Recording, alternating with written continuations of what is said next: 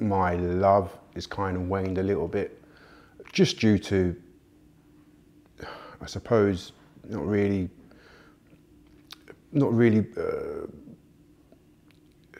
that feeling that engaged, or yeah, not really that engaged to what's going on at the club. We knew at the start of the season that things were, there was a lot of cards thrown up in the air, what with the Alexis Sanchez and Mesut Ozil situation, and the club, we bought Lacazette, but there was just a feeling of, we just lost out in sea. Wenger seems to have lost his magic for a few seasons now, and after last season, this season sort of like just been another step down the rung in terms of where we are. We're lost in space, really. There's many factors as to why it's probably happened. Like, if you look at the facts, we had the stadium move.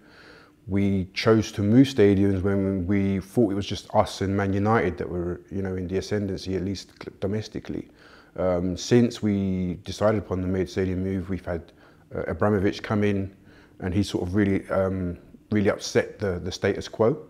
And then since then, you've had other big hitters such as the guys from Abu Dhabi that have taken over Man City, and just more money being flooded in from TV rights and so on and so forth. So in that aspect, we didn't envisage for that to happen. But having said that, we haven't really sort of handled it as well as possible. Obviously, we're not going to. Chances are we're not going to win the league. The chances of us winning the league over Man City or Chelsea or Man United are less. But it's about competing and being up there challenging for the league, which I feel really since 2011 we haven't really done. I mean, we've had moments with 2013-14 season where we were up there, we were the leading, and then things conspired against us, so we tailed off. And obviously Leicester City in 2015-16, where we had, that was our best opportunity to win the league title, but we hadn't. And so we haven't. The factors have worked against us, but we haven't really been up there competing for a very long time. Although we are still a global name, our status in the football world, on the football field, has diminished. We're not the, we're not the preferred choice of players these days. We're scrapping at the, we're scrapping at the lower end, or we're not scrapping at the top table for the big players because of the financial situation. So and that sort of like had an on-field effect on as to where we are in the league and how we play. So yeah, at the moment, although Arsenal is a global name, the results and the performances on the field don't reflect that. We're not doing enough to bring in the right kind of players, and then again, we're not really upskilling the players that we do have. What do you mean by that? What I mean is, whatever's happening in the coaching field, we don't know, but we can see what happens on a Saturday or on a Wednesday or a Thursday, should I say, and just the general cohesion, organisation, structure, team structure, the game plan seems not as tight as one would want it to be. So that just tells me that whatever's being taught or trained in the training field isn't really being conveyed at kick-off time, or they don't get it.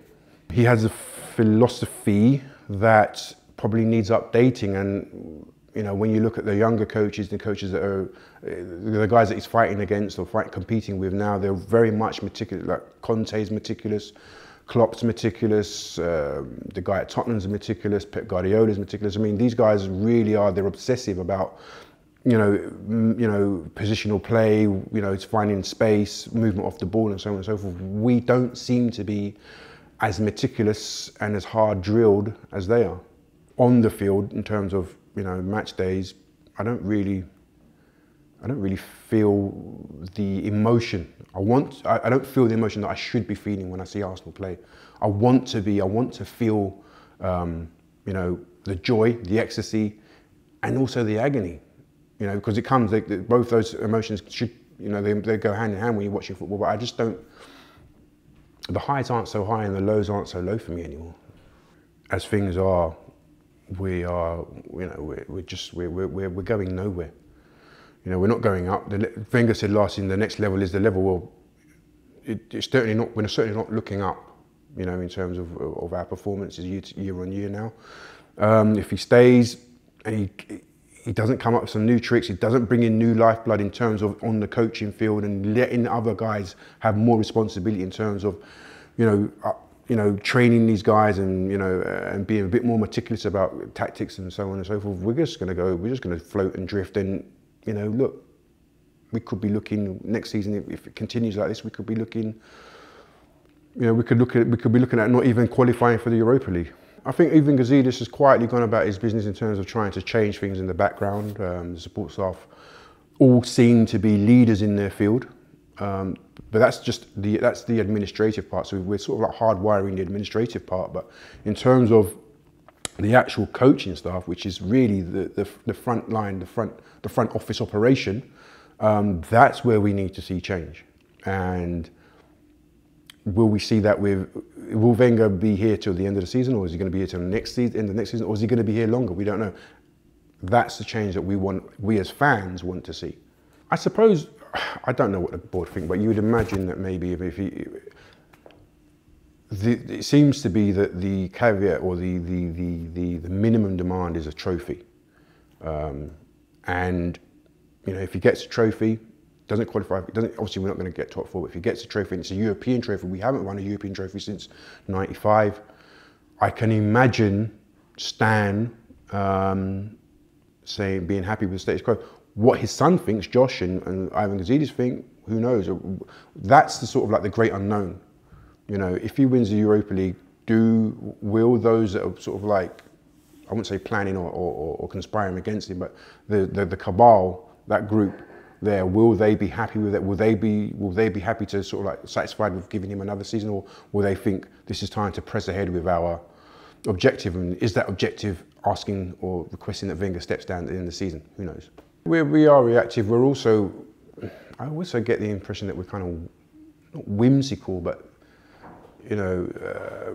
when I look at some of the players that we brought in, I wonder, what's the plan behind that? What's the plan behind bringing in this player? Where does he fit into the system? So it's not just about being reactive. It's about, oh, he's available, let me buy him. What do you envisage? What is the plan for that player? Where does he fit in? And I do struggle sometimes to work out where these players are. They're not bad players, but they're made to look really average because the system that Wenger's trying to fit them in doesn't work for them.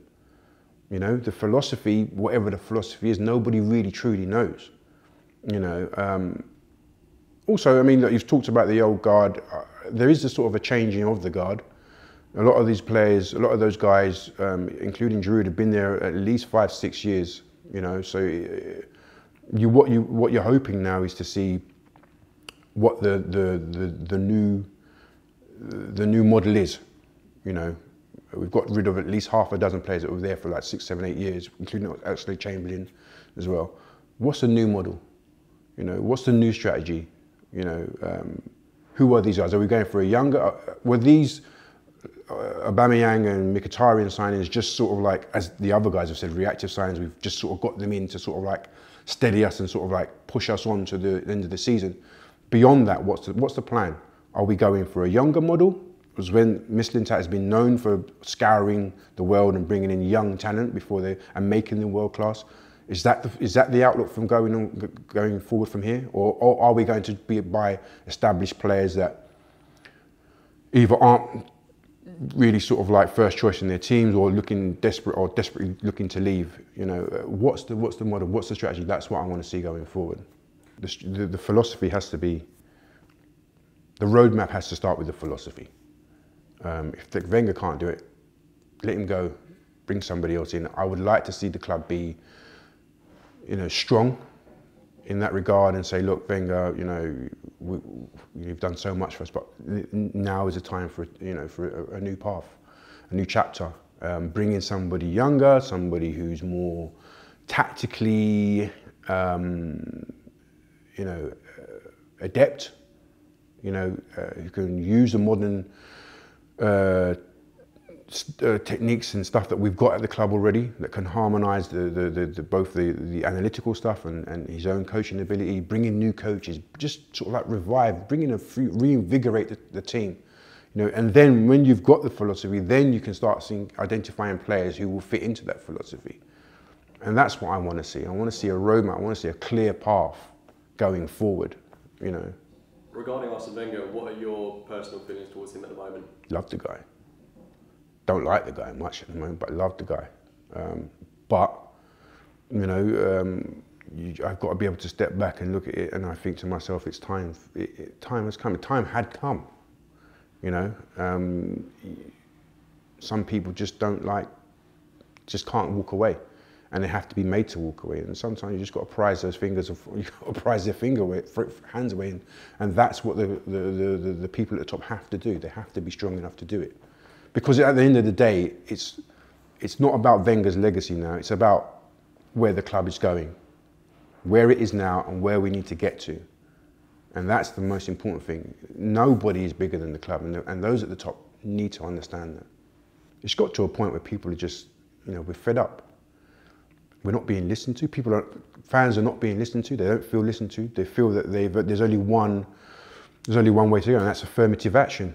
We don't want to see what happened at West Ham, where a couple of fans running the pitch, or at Lille, where thousands of fans ran onto the pitch and demonstrated and protested, or in Sao Paulo, Brazil, where fans had coffins and they had pictures of the club's board members on the coffins outside the stadium. We don't see stuff like that. But if you leave people with no other choice, then they're going to do things they're going to take measures into their own hands, and that could be by any means necessary, and who knows what they're going to do. So I'm not a banner waver, but I'm not going to sit there and say, no, you can't do it, you shouldn't do that, because they don't feel listened to, so they've got no other choice. Concrete's kind of funny for me, because when I look at what he's done at LA Rams, okay, he's moved them from one city to another, but he's fired the head coach. He's brought in the youngest head coach in the National Football League. He's an inspiring coach. He got them to the first playoff finals for a long time. So in that respect, I'm thinking, well, he seems more hands-on there, Stan Kroenke. He seems more hands-on with what's going on at LA. Is it because he doesn't really understand football? If he doesn't understand football, then maybe Josh is the one to come in. I mean, again, I've looked at his CV and what he's done at Denver Nuggets. He fired a legend in George Karl, who was there for 8.5 seasons, got them to playoffs every season, but he thought that they weren't doing enough. You could imagine, flip the script and bring it here. Arsene Wenger got to the last 16 for the last 10 seasons, but that's not enough. Would Josh have asked Wenger to step down? Possibly. So there's two. It seems to me Josh seems to be more of a hands-on kind of owner, in terms of wanting to make a change and wanting to make a statement, but whether he will have the influence to persuade his father that it's time for change, who knows? Up the arse.